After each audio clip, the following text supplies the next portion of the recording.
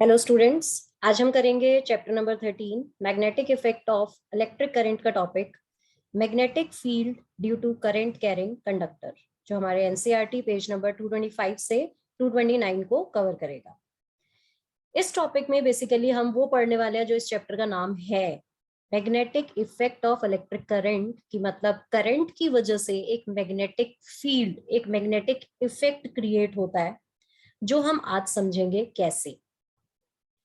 और last video में हमने मैग्नेटिक इफेक्ट क्या होता है, मैग्नेटिक फील्ड क्या होती है, मैग्नेटिक फील्ड लाइंस क्या होती हैं, और उस किसी भी पॉइंट पे हम कैसे डायरेक्शन को फाइंड करते हैं मैग्नेटिक फील्ड की, वो हमने किया था।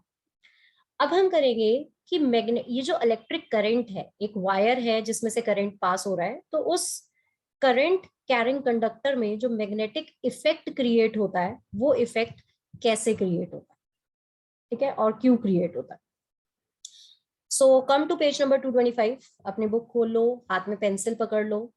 जो भी इंपॉर्टेंट टॉपिक्स हैं, जो इंपॉर्टेंट डायग्राम्स है, बेसिकली अब इसके अंदर मैंने कुछ डायग्राम्स बनाए हैं, उन डायग्राम्स को आप अपनी बुक में बना सकते हो, जिससे आपको ये कॉन्सेप्ट बहुत इजीली समझ आ जाएगा। फाइन, तो हम स्टार्ट करते हैं with the topic magnetic effect field due to current carrying conductor. देखो, मेरे पास एक सपोज एक वायर है जिसके अंदर करंट फ्लो हो रहा है। कैसे फ्लो हो रहा है? क्योंकि मैंने उसके साथ में एक बैटरी लगाई हुई है। जैसे ही मैंने स्विच को ऑन किया, ये एक कंडक्टर है, ये एक वायर है, जो आई कैन से कि एक स्ट्रेट कंडक्टर है। तो इसे हम क्या कहेंगे? Straight conductor.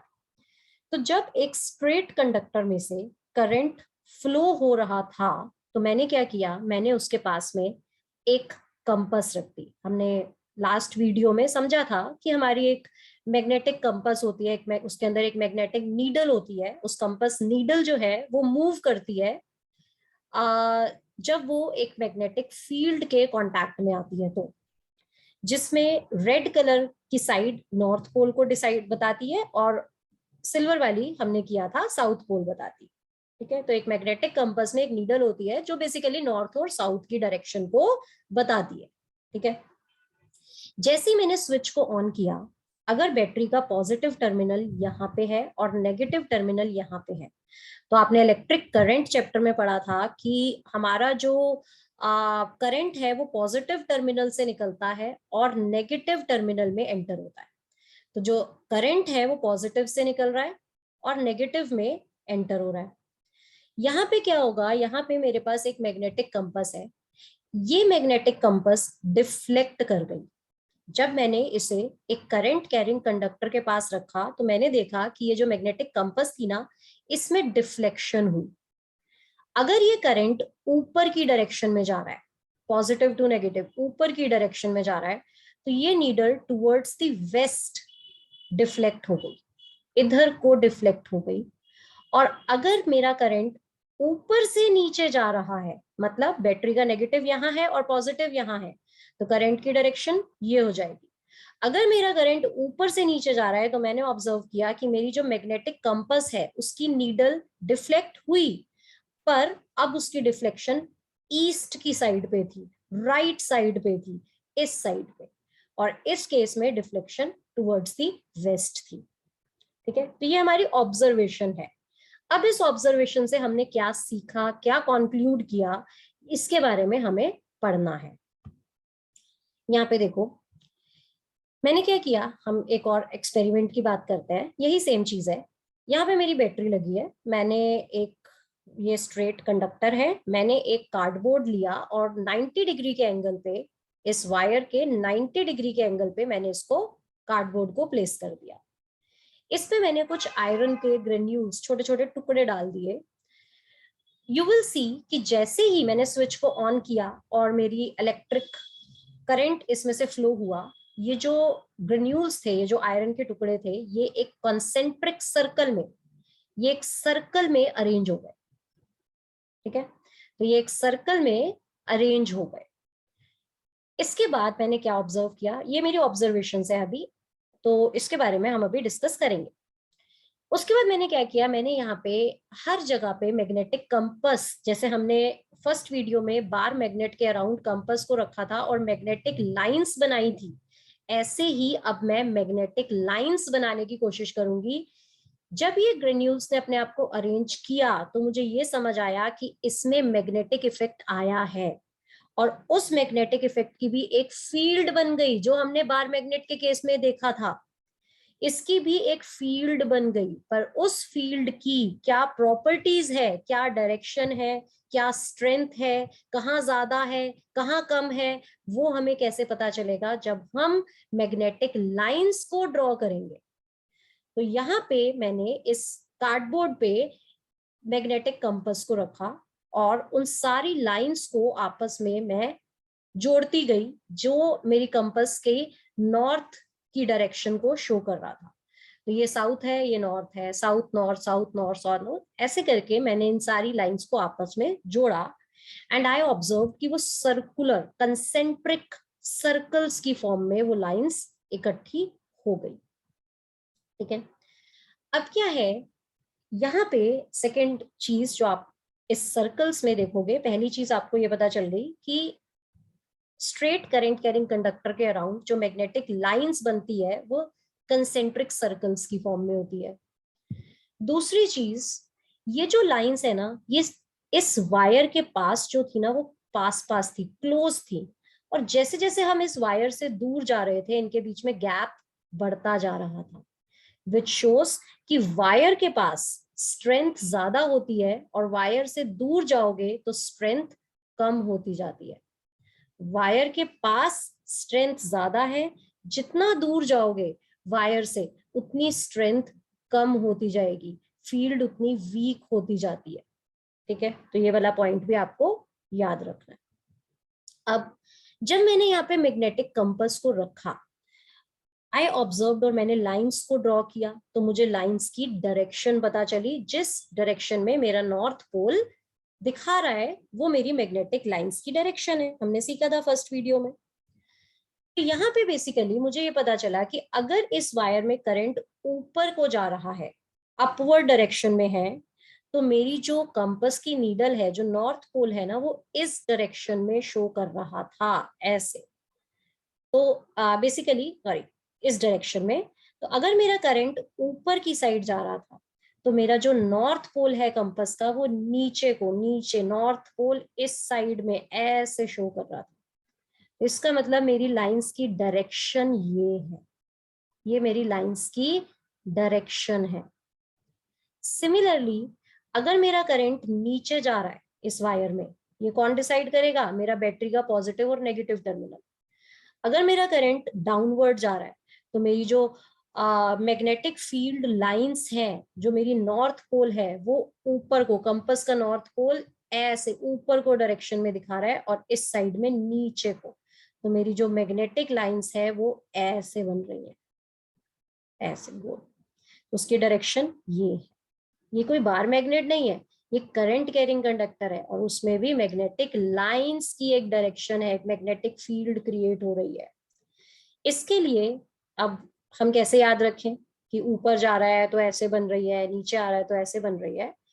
तो बेसिकली हमें एक साइंटिस्ट था मैक्सवेल, जिसने एक रूल बनाया, Maxwell right hand thumb rule. According to Maxwell right hand thumb rule, अगर मेरी करंट की डायरेक्शन ऊपर है, ऊपर को, तो हमें क्या करना है आप यहाँ पे समझो। अगर मेरी करंट की डायरेक्शन ऊपर को है, तो मेरी जो फिंगर्स हैं वो जिस डायरेक्शन में घूमेंगी वो मेरी मैग्नेटिक लाइंस की डायरेक्शन होगी, मैग्नेटिक फील्ड की डायरेक्शन होगी। अगर मेरा करंट अपवर्ड जा रहा है और मेरी फिंगर्स ऐसे, ये वाली जो डायरेक्शन है ऐसे घूम रही है, ठीक है, विच इज एंटी क्लॉकवाइज, तो मेरी जो ये मैग्नेटिक लाइंस है ये क्या हो गई? Anti clockwise. तो ये फिंगर्स मेरी मैग्नेटिक लाइंस की डायरेक्शन को डिफाइन करता है। और अगर मेरा करंट नीचे को जा रहा है, तो ये मेरा ऐसे, मेरी जो मैग्नेटिक लाइंस है वो कैसे घूमेगी? ऐसे, क्लॉकवाइज। ठीक है, तो करंट नीचे तो लाइंस क्लॉकवाइज, करंट ऊपर तो लाइंस एंटी क्लॉकवाइज। सिंपल। तो this is Maxwell right hand thumb rule, ये रूल बनाया गया इस एक्सपेरिमेंट से कि जब हमने इस कार्डबोर्ड पे कंपास को रखा तो उसका नॉर्थ पोल कहाँ पे, किस डायरेक्शन में जा रहा था। उस बेसिस से पे हमें ये लाइंस पता चली, पर उसको याद कैसे रखें, तो मैक्सवेल ने ये राइट हैंड थंब रूल निकाल दिया कि इसको ऐसे याद रखो कि जिस डायरेक्शन में करंट, फिंगर्स को घुमाओ उस डायरेक्शन में आपको मैग्नेटिक फील्ड की डायरेक्शन पता चल जाएगी। This is Maxwell right hands thumb rule. ठीक है, इसके बाद नेक्स्ट हम बात करते हैं, ये तो बात हुई हमारे एक स्ट्रेट करंट कैरिंग कंडक्टर की, एक सीधा कंडक्टर। अब मैं क्या कर रही हूं, मैं इस कंडक्टर को लूप की फॉर्म में ले रही हूँ, एक सर्कुलर लूप। ये एक सर्कुलर लूप है, ये डायग्राम आता है पेपर में ड्रॉ करने के लिए। ये एक सर्कुलर लूप है जिसमें मैंने यहाँ पे बैटरी से इसे कनेक्ट किया है। ये है बैटरी का पॉजिटिव टर्मिनल, ये है बैटरी का नेगेटिव टर्मिनल। करंट का फ्लो कैसे होगा, पॉजिटिव टू नेगेटिव। ठीक है, अब मेरा करंट, अगर मैं लूप के इस साइड पे देखूं, ध्यान से देखो, अगर मैं लूप में इस साइड पे देखूं तो मेरा जो करंट की डायरेक्शन है, यहाँ पे लूप के इस साइड में जो करंट की डायरेक्शन है वो अपवर्ड है, ऊपर को जा रहा है करंट। ठीक है, तो मेरी जो मैग्नेटिक लाइंस बनेगी वो ऐसे बनेगी, ऐसे। ठीक है, इस साइड पे अगर मैं बात करूं तो मेरा करंट ऊपर को जा रहा है और मेरी lines according to Maxwell right hand thumb rule कैसे घूमेंगी, उसकी डायरेक्शन क्या होगी, ऐसे। ठीक है, और अगर मैं इस साइड पे बात करूं तो ये करंट मेरा यहां से नीचे आ रहा है, नीचे डाउनवर्ड, तो मेरी लाइंस की डायरेक्शन कैसे बनेगी, ऐसे, क्लॉकवाइज। तो एक ही लूप के अंदर इस साइड पे एंटी क्लॉकवाइज बन रही है तो इस साइड पे क्लॉकवाइज बन रही है। ठीक है, तो according to Maxwell right hand thumb rule, अगर मैं इसमें लूप में अप्लाई करूं, दिस इज सर्कुलर लूप, तो इसमें मेरी मैग्नेटिक लाइंस कुछ ऐसी दिखाई देंगी। ठीक है, अब हम इससे कुछ बहुत ही इंपॉर्टेंट चीजें देखते हैं, पढ़ते हैं, जिसको अच्छे से समझना। यहाँ पे देखो, ये मेरी एक लूप है, ये वही मेरा एक सपोज सर्कुलर लूप है। मैंने इसको बैटरी के साथ कनेक्ट किया हुआ है और बैटरी से की वजह से जो मेरा सपोज इसके अंदर करंट की डायरेक्शन है वो ऐसे है। ठीक है, मतलब बैटरी का पॉजिटिव यहाँ है तो करंट की डायरेक्शन ऐसे है, ऐसे जा रहा है मेरा करंट। ठीक है, अगर मैं इसमें किसी भी पॉइंट पे मैं आपको बोलूं कि मैग्नेटिक फील्ड की डायरेक्शन बताओ, तो आप क्या करोगे, Maxwell right hand thumb rule use करोगे। सपोज इस पॉइंट की मैं बात करूं, ये आपको मेरा हाथ दिख रहा है, इस पॉइंट पे अगर मैं बात करूं तो मेरी करंट की डायरेक्शन है ऐसे, तो मैग्नेटिक लाइंस की डायरेक्शन क्या है, अंदर से बाहर। यहाँ पे आप ये देख सकते हो, ये अंदर से बाहर को ऐसे मेरी मैग्नेटिक फील्ड लाइंस की डायरेक्शन बन रही है। अगर मैं इस पॉइंट पे बात करूं तो मेरा करंट ऐसे है, अभी भी डायरेक्शन क्या है, अंदर से बाहर, नीचे से ऊपर को आ रही है ये लाइंस ऐसे। ठीक है, अगर मैं इस पॉइंट पे बात करूं तो भी क्या है, अंदर से बाहर, नीचे से ऊपर, नीचे से ऊपर आ रही है। हर एक पॉइंट पे, किसी भी पॉइंट पे आप निकाल के देख लो, अगर मेरा करंट ऐसे मूव कर रहा है, किसी भी पॉइंट पे निकाल के देखो, तो मेरी जो पूरे लूप में जो लाइंस है वो नीचे से ऊपर आ रही है, अंदर से बाहर आ रही है। ठीक है, नीचे से ऊपर, नीचे से ऊपर, ऐसे हर पॉइंट में। सो this is about the current carrying loop, circular loop. ठीक है, अब अगर मैं इसको ऐसे रख के दिखाऊं, करंट ऐसे मूव कर रहा है, मैं कह रही हूँ कि हमेशा हर पॉइंट पे नीचे से ऊपर आ रही है लाइंस, तो मेरी लाइंस कुछ ऐसे ड्रॉ होंगी। ठीक है, इसको मैं ऐसे ड्रॉ करूंगी। अगर मैं इसे ध्यान से देखूं तो ये जो मेरी लाइंस है, ये मेरी एक मैग्नेट की तरह दिखाई दे रही है। ये एक मैग्नेट है, हमने बात की थी फर्स्ट वीडियो में। इस मैग्नेट में एक सर्कुलर लूप ही तो बन रहा है। यहाँ पे क्या बन रहा है, सर्कुलर लूप। ये भी क्या है, सर्कुलर लूप्स। ठीक है, बट एक डिफरेंस है। क्या डिफरेंस है, कि इसमें जो ये सेंटर पॉइंट है, इसमें जो ये बीच में अगर मैं यहाँ पे देखूं तो ये सर्कुलर डायरेक्शन ही है, ये गोल गोल कर्व्स दिख रहे हैं आपको यहाँ पे। बट अगर मैं मैग्नेट की बात करती हूँ तो मैग्नेट के अंदर हमें कर्व्स नहीं दिखते, उसमें हमारी लाइंस स्ट्रेट होती है, उसमें हमारे कर्व्स नहीं होते, उसमें हमारी लाइंस सीधी होती है। तो यहां से आप ये देख सकते हो कि अगर मैं इसे एक छोटी सी मैग्नेट बना दूं, एक छोटी सी मैग्नेट बना दूं, तो ये जो छोटी सी मैग्नेट है, इट मींस कि ये जो मेरा लूप है ये एक छोटी मैग्नेट की तरह बिहेव कर रहा है कि अगर मैं इस मैग्नेट को छोटा कर दूं तो इसके अंदर की लाइंस की ऐसे कर्व दिखने लगेंगी, ये भी कर्व हो जाएंगी। पर जो बड़ी मैग्नेट होती है जिसकी स्ट्रेंथ ज्यादा होगी उसमें लाइंस पैरेलल होती है मैग्नेट के अंदर, बट यहाँ पे कर्व्स हैं, तो इट मींस ये एक छोटी मैग्नेट की तरह बिहेव कर रही है जिसकी स्ट्रेंथ कम होगी। ठीक है, तो it is acting as a magnet. तो एक सर्कुलर लूप एक मैग्नेट की तरह बिहेव करता है, it behaves like a magnet. अब मैग्नेट में नॉर्थ पोल से लाइंस निकलती है और साउथ में एंटर होती है, इसका मतलब ये हुआ कि इस लूप पे ये लाइंस ऐसे निकल रही हैं और ऐसे एंटर हो रही है नीचे से, इसका मतलब वो नॉर्थ से ऐसे निकल रही हैं और साउथ में एंटर हो रही है। तो ऊपर वाली साइड नॉर्थ कहलाएगी और नीचे वाली साइड इस लूप के साउथ कहलाएगी। अगर आप इसको इसके साथ कंपेयर करो तो ऊपर वाली साइड मेरी नॉर्थ हो जाएगी और नीचे वाली साइड मेरी साउथ हो जाएगी, नॉर्थ पोल एंड साउथ पोल।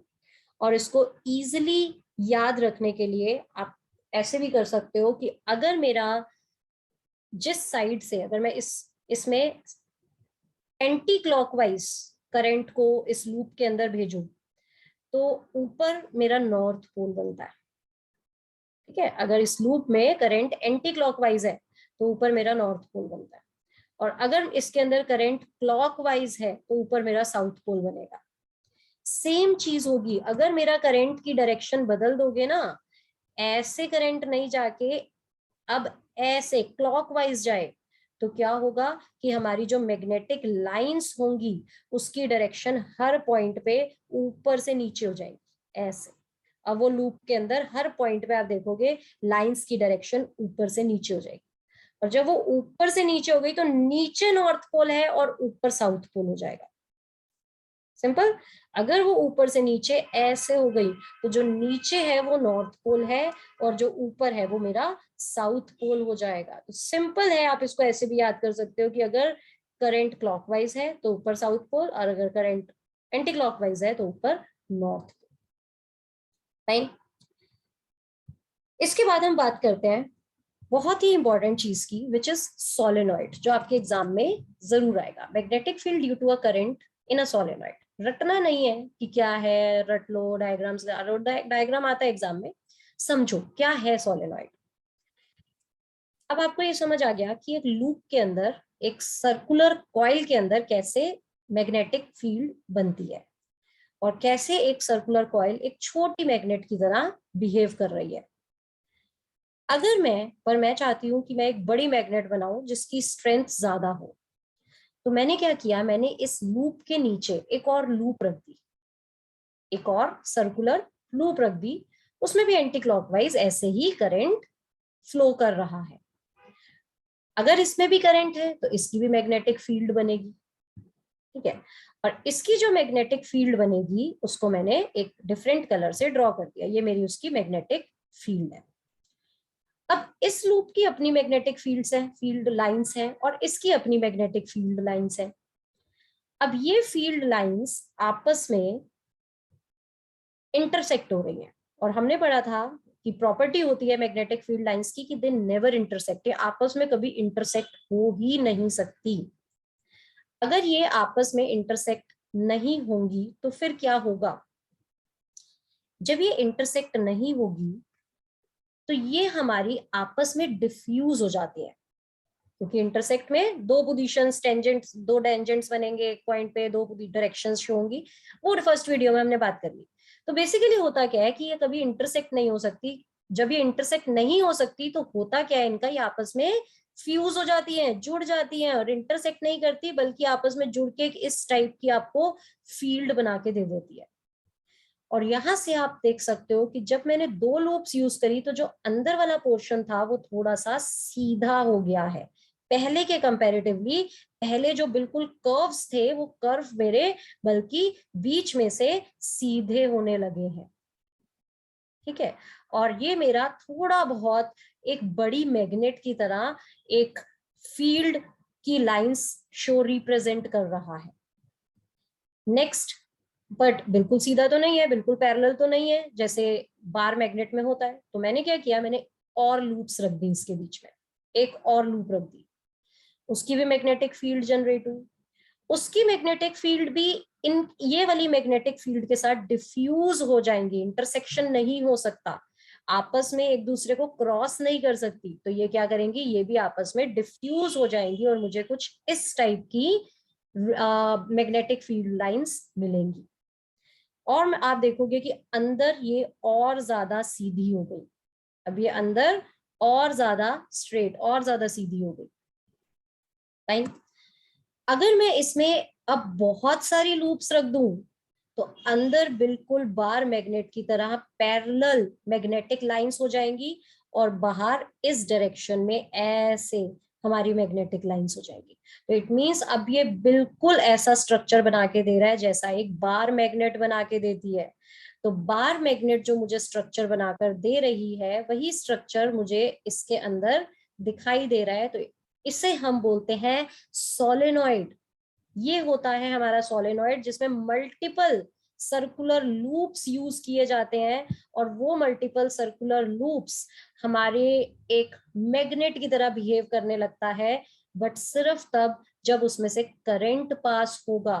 तो अगर मुझे किसी जगह पे किसी अप्लायंस में जरूरत है ऐसे मटेरियल की मैग्नेटिक इफेक्ट की, सिर्फ उस टाइम पे जब वो ऑन हो, जब उसका स्विच ऑन हो, जब उसके अंदर करंट फ्लो हो रहा हो, तो मैं उसमें सोलेनॉइड यूज करूंगी।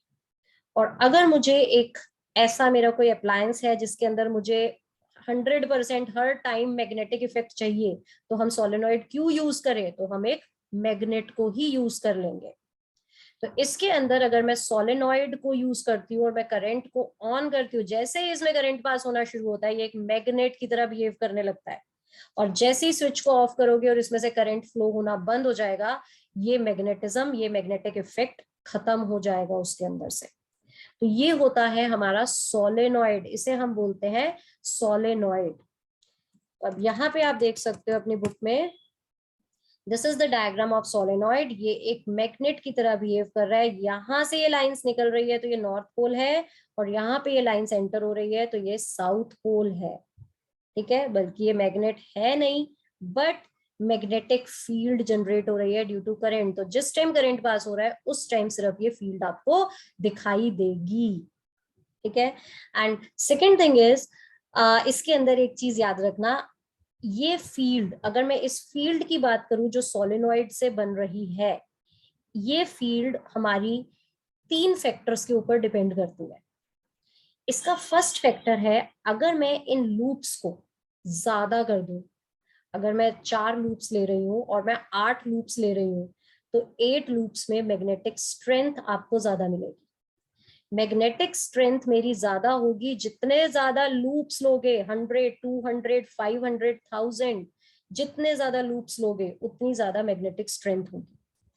Second thing is, it means you can say the length, जितना लेंथ लंबा होगा, जितना लंबा होगा सोलेनॉइड उतनी ज्यादा स्ट्रेंथ होगी। सेकेंड थिंग इज, अगर आप इसके अंदर करंट को, आप जो भी वोल्टेज इसमें अप्लाई कर रहे हो according to Ohm's law, V is directly proportional to I, जितनी आप इस सोलेनॉइड में वोल्टेज दोगे उतना ज्यादा करंट बनेगा। तो अगर इसमें करंट ज्यादा होगा, ठीक है, और दूसरी चीज आप मटेरियल क्या यूज कर रहे हो उसके रेजिस्टेंस पे भी करंट डिपेंड करता है। तो बेसिकली द थिंग इज कि करंट जितना ज्यादा होगा, मैग्नेटिक फील्ड उतनी, मैग्नेटिक स्ट्रेंथ भी उतनी ज्यादा होगी, फील्ड भी उतनी ज्यादा होगी। ठीक है, तो वो करंट पे डिपेंड करता है, वो डिपेंड करता है हमारे मैग्नेटिक, इसमें कितनी लेंथ है, कितने कॉइल्स आप यूज कर रहे हो उसके ऊपर डिपेंड करता है। तो and third thing is soft iron core. एक मटेरियल होता है हमारा, सॉफ्ट आयरन बोलते हैं उसे हम। सॉफ्ट आयरन एक ऐसा मटेरियल होता है, वो आयरन का होता है बट ऐसा नहीं कि वो इतना सॉफ्ट है कि हाथ से तोड़ दोगे उसे। सॉफ्ट आयरन कोर होता है जिसको हम इस सोलेनॉइड के इन लूप्स के बीच में रख देते हैं। इन लूप्स के बीच में यहाँ पे हम सॉफ्ट आयरन कोर रख देते हैं। वो सॉफ्ट आयरन कोर जो होता है ना, उसकी मैग्नेटिक प्रॉपर्टी बहुत ज्यादा है, वो भी मैग्नेटिक फील्ड को जनरेट करता है, उससे भी मैग्नेटिक फील्ड बनती है, और वो मैग्नेटिक फील्ड हमारी इनकी फील्ड्स में, इन लूप्स की फील्ड्स में ऐड हो जाती है, जिससे स्ट्रेंथ और बढ़ जाती है। तो मैं स्ट्रेंथ को बढ़ा सकती हूँ अगर मैं करंट बढ़ा दूं, अगर मैं लूप्स बढ़ा दूं, और अगर मैं इसमें सॉफ्ट आयरन कोर रख दूं। और सॉफ्ट आयरन कोर की एक प्रॉपर्टी ऐसी है कि अगर उसको मैं ज्यादा टाइम के लिए इस लूप्स के अंदर प्लेस कर दूंगी ना, तो वो परमानेंट मैग्नेट भी बन जाता है। तो उसे हम परमानेंट मैग्नेट में भी चेंज कर सकते हैं, सॉफ्ट आयरन कोर को। ठीक है, so this is all about the topic solenoid. ये होता है बेसिकली हमारा सोलेनॉइड, जिसको हम इलेक्ट्रोमैग्नेट भी बोलते हैं, क्योंकि इलेक्ट्रिसिटी से ये मैग्नेट की तरह बिहेव कर रहा है, तो इसे हम बोलते हैं इलेक्ट्रोमैग्नेट। पर अगर हम एक स्ट्रेट कंडक्टर की बात करें, तो वो एक मैग्नेट की तरह बिहेव नहीं कर रहा है, उसके अंदर ऐसे कंसेंट्रिक सर्कल्स हैं। ये हमारा एक मैग्नेट की तरह बिहेव नहीं करता है, बट सर्कुलर लूप्स, हमारी सर्कुलर करंट कैरिंग कंडक्टर्स हमारी एक मैग्नेट की तरह बिहेव करते हैं, जिसमें एक नॉर्थ पोल और एक साउथ पोल बन जाता है। बट यहाँ पे कोई नॉर्थ और साउथ नहीं है एज सच। यहाँ पे बस हमें ये समझ आता है कि मैग्नेटिक फील्ड जनरेट हो रही है, और जितना ज्यादा करंट दोगे आप देखोगे फील्ड उतनी बड़ी होगी, स्ट्रेंथ उतनी ज्यादा होगी। जितना कम करंट दोगे फील्ड उतनी छोटी होगी और स्ट्रेंथ उतनी कम होगी। तो करंट कितना ज्यादा और कम है उसके ऊपर भी ये फील्ड डिपेंड करती है।